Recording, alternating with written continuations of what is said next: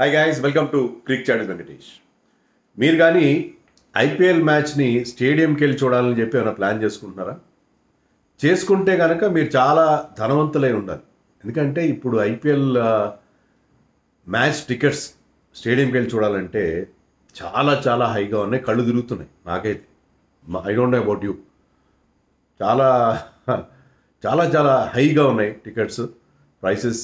ఎందుకంటే last year నేను చూసాను, ఇంత డబ్బులు పెట్టలేదు నేను. I think I played some 1500 rupees పెట్టి చూసినాడు. ఇక 1500 రూపీస్కి మినిమం టికెట్ కూడా రావట్లేదు చాలా చోట్ల. మీకు నేను అన్ని రేట్స్ మీకు చాలా స్టేడియం సంబంధించి అంటే ఇప్పుడిప్పుడే టికెట్స్ ఓపెన్ అవుతున్నాయి. నేను చూసిన దాన్ని అన్నీ నేను చూసిన తర్వాత నేను వీడియో చేస్తున్నాను. ఇంత టికెట్స్ ఏంటి, ఇంత రేట్లు ఏంటి? హయ్యెస్ట్ డినామినేషన్ ఏమో 42,000 50,000 అలా ఉన్నాయి. ఇంకా బ్లాక్లో తర్వాత ఏదైనా ఇంపార్టెంట్ మ్యాచ్ అనుకోండి. ఇప్పుడు ఫస్ట్లో చెన్నై వర్సెస్ ముంబై మ్యాచ్ జరగబోతుంది, ఎల్ క్లాసికో అంటున్నాం. ఆ మ్యాచ్కి విపరీతమైన డిమాండ్ ఉంటుంది. బ్లాక్లో టికెట్లు ఇంకా ఈ రకంగా చూస్తే లక్షల్లో పోతాయి. ఎంత అవసరం, ఇంత ఆర్టిఫిషియల్ డిమాండ్ ఎందుకు క్రియేట్ చేయాలి? నాకైతే అర్థం కాలేదు. కామన్ మ్యాచ్ చూడడానికి అవకాశం లేదా?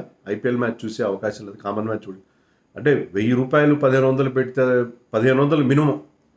1500 కాదు, మన హైదరాబాద్లో టికెట్ చూడాలంటే 2250 2750 ఉంది మినిమం టికెట్. హైదరాబాద్లో ఎస్ఆర్హెచ్ మ్యాచ్ చూడాలంటే అన్ని డబ్బులు ఎలా పెడతారండి? చాలామంది స్టూడెంట్స్ ఉంటారు, పోనీ సగటు క్రికెట్ అభిమాని ఉంటాడు, వాడికి పెద్దగా డబ్బులు ఉండవు. వాడికి నెలకి ఎంతో 25,000 జీతం వస్తుంది అనుకుంటాం. 25,000 50,000 జీతం వస్తుంది. 2,000 3,000 పెట్టి మ్యాచ్ పెట్టి చూడగలరు. ఎందుకని ఇంతంత రేట్లు పెంచేస్తారు? అవసరమా ఇది?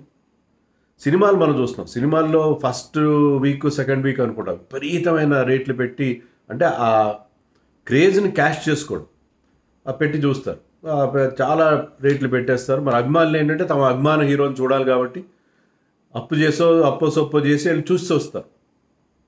అలా అభిమానాన్ని క్యాష్ చేస్తారు. ఎవరు అలా చూసేవాళ్ళు? ఎవరు? బాగా రిచ్ పీపుల్ కాదు. వాళ్ళకి ఎలా, ఇప్పుడు రిచ్ పీపుల్ ఈవెన్ క్రికెట్ మ్యాచ్లో అయినా వాళ్ళకి పాసులు వస్తాయి. ఏదో రకంగా వాళ్ళకున్న పలుకు రిచ్గా ఉంటే మీకు పలుకుబడి కూడా ఉంటుంది. మీకు ఎవరో ఒకరు పాస్ ఇస్తారు, పాస్ తీసుకెళ్ళి చూస్తారు. టికెట్లు కొనేది కామన్ మ్యానే కదా, యావరేజ్ క్రికెట్ ఫ్యానే కదా. సినిమాలకైనా అంతే. సినిమాల్లో బిజీగా ఉండేవాళ్ళు, వాళ్ళకి అంత అభిమానం ఉండదు, అంత బిజీ ఉండదు.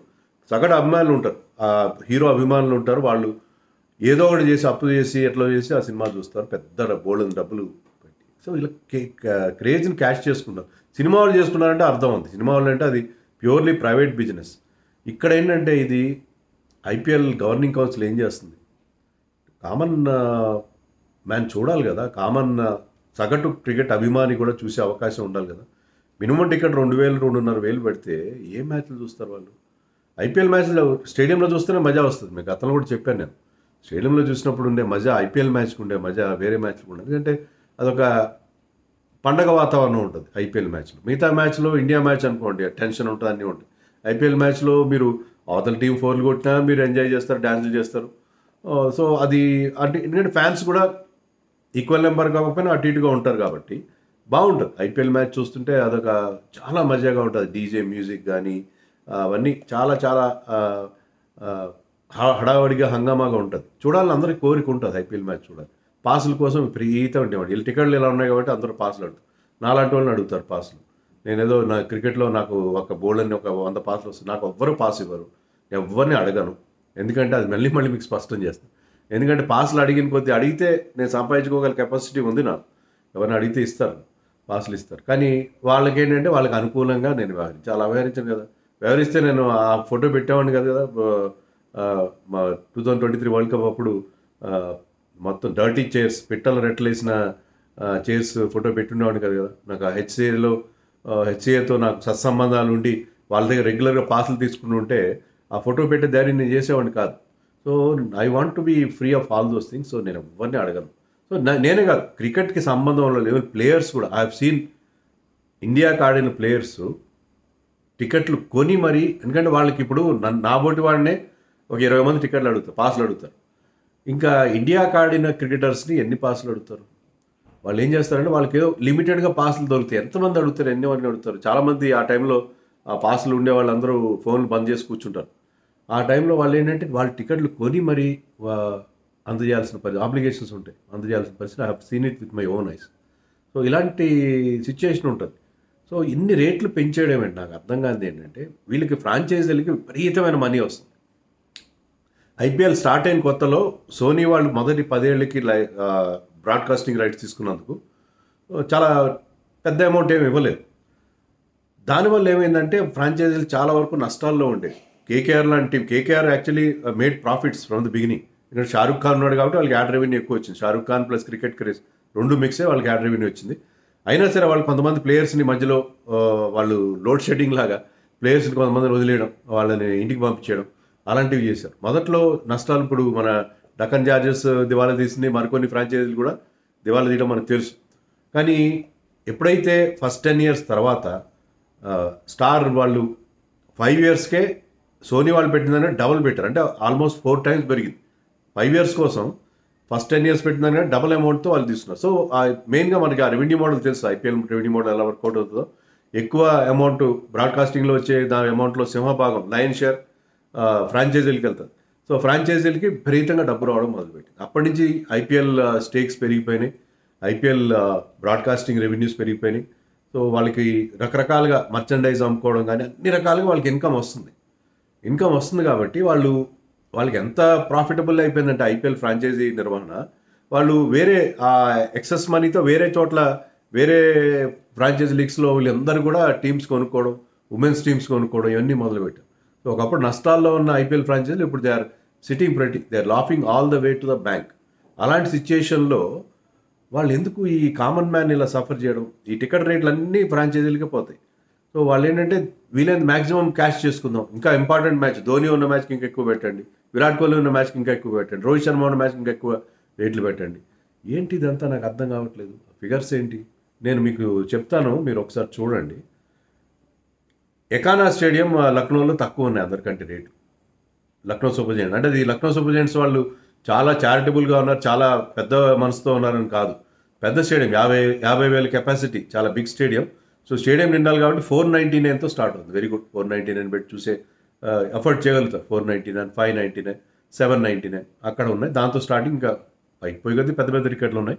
అహ్మదాబాద్లో కూడా 499 ఉంది, ఎందుకంటే అది 1,00,000 కెపాసిటీ కదా. సో స్టేడియం నిండాలంటే మరి, లేకపోతే మీరు 1000 నుంచే స్టార్ట్ చేసి నిండదేమో అని భయంతో 499 పెట్టారని అనుకుంటున్నాను.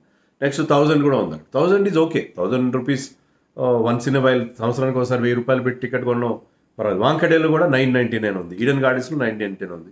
అవి కూడా సైజబుల్ పెద్ద స్టేడియంలే, వాళ్ళు కూడా రీజనబుల్ రేట్లు పెట్టారు. జైపూర్లో 1600 మినిమం టికెట్. నేను చెప్పాను కూడా మినిమం స్టార్టింగ్ పాయింట్ జైపూర్లో మినిమం 1600 ఉంది. చెన్నైలో మినిమం 1700 ఉంది. 1700 ఏంటి చెన్నైలో? తమిళకి అన్యాయం కదా అది. ధోనిని చూద్దాము అని వచ్చే వాళ్ళకి ధోని ఎంత 1700? సిఎస్కేకి మంచి స్టాంచ్ ఫాలోయర్స్ ఉన్నారు. 1700 పెడితే ఎంత కష్టం. ఒక ఆటో డ్రైవర్ ఉంటాడు, లేకపోతే మరొకరు ఉంటారు. వాళ్ళు మ్యాచ్ చూడాలనుకుంటే వాళ్ళకి ఎంత అవకాశం ఇస్తున్నారు, మీరు ఇవ్వట్లేదు కదా. ముల్లాపూర్ అంటే పంజాబ్ కింగ్స్ వాళ్ళ దాంట్లో 1750 మినిమం ఉంది. మన హైదరాబాద్లో నేను చెప్పిన 2250, 2750. హయ్యెస్ట్ టికెట్ హైదరాబాద్లో 30,000. ఓకే, నాకు హయ్యెస్ట్ డినామినేషన్ విషయంలో ఇబ్బందులు లేవు, ఎందుకంటే ఎఫోర్డ్ చేయగల వాళ్ళు కొనుక్కుంటారు. దాన్ని మనం ఏం చేస్తాం? ఎవరైతే మంచి జల్సాగా చూద్దాం అనుకుంటారో, those can afford, they will bite. Minimum డినామినేషన్కి వచ్చి నా అబ్జెక్షన్ అంతా. వైజాగ్లో 2200 ఉంది, వైజాగ్లో కూడా అలాగే హై ఉంది టికెట్. బెంగళూరులో 2300 ఉంది, ఇంకా స్టార్ట్ కాలేదు టికెట్స్ అక్కడ. తర్వాత గౌహతిలో 2400 ఉంది. బెంగళూరులో హయ్యెస్ట్ రేటు 4200 ఉందని ట్విట్టర్లో ఎవరో నాకు షేర్ చేశారు. సో ఇంత టికెట్లు పెట్టుకుని క్రికెట్ మ్యాచ్లు చూడాలి, అలాగే టీవీలో చూసుకోవచ్చు కదా. వెళ్ళకండి మీరు. నా రిక్వెస్ట్ ఏంటంటే మీలో, అంటే ఇఫ్ యూ కెన్ ఎఫోర్డ్ పెట్టుకోండి. మీరు మంచి ఉద్యోగం చేస్తున్నారు, సింగిల్ బ్యాచిలర్గా ఉన్నారు, చిన్న ఉద్యోగం చేస్తున్నారు, బ్యాచిలర్గా ఉన్నారు, వెళ్ళండి చూడండి. ఒకసారి వన్స్ ఐపీఎల్ మ్యాచ్ చూడడం బాగానే ఉంటుంది. కానీ అనవసరంగా అప్పులు చేసి వెళ్ళి మ్యాచ్ చూసే మీ అభిమాని క్రికెటర్ని వాళ్ళు ఎక్కడికి పారిపోరు. ఇవాళ కాబట్టి రేపు చూస్తారు, ఇంకో సందర్భం వస్తుంది మీకు. కానీ ఇంతంత టికెట్లు, BCCI should do something about it. ఏదో ఒకటి చేయాలి. ఇలాగా అబ్నార్మల్గా టికెట్ రేట్లు పెంచుతూ పోతే, గతంలో లేవు, ఇప్పుడు చాలా ఎక్కువైపోయినాయి, చాలా పెంచేస్తున్నారు టికెట్ రేట్లు. సో క్రేజ్ ఉంది, ఆ క్రేజ్ జనం వస్తున్నారు, ఎంత పెట్టినా చూస్తారు కదా, వస్తారులే, ఎవరి కోసం వస్తారు. తర్వాత మనకు తెలుసు ఈ ఫ్రాంచైజీల వాళ్ళు అసోసియేషన్కి కొన్ని టికెట్లు ఇస్తారు. అసోసియేషన్ వాళ్ళందరూ బ్లాక్లో అమ్ముకుంటారు. వాళ్ళ చుట్టూ చేరిన కొంతమంది రకరకాల ప్రతినిధులు వాళ్ళు కూడా బ్లాక్లో టికెట్లు అమ్ముకుంటారు. సో ఇదంతా ఒక దందగా మారిపోయింది. సో సో ఈ బ్లాక్ మార్కెట్ని బెట్టింగ్ని ఎవరు ఏం చేయలేరు. కానీ అట్లీస్ట్ మీరు అఫీషియల్గా కూడా బ్లాక్ మార్కెటింగ్ చేయకండి. అఫీషియల్గా బ్లాక్ మార్కెట్ చేస్తున్నట్టే క్రేజ్ ఉంది కదా అని చెప్పి మీ అంతటా మీరు ఇంత రేట్లు పెంచేస్తే దట్ ఈస్ నాట్ డన్ అని నాకు అనిపిస్తుంది. మరి ఈ విషయంలో మీరేమనుకుంటున్నారో కామెంట్స్లో చెప్పండి.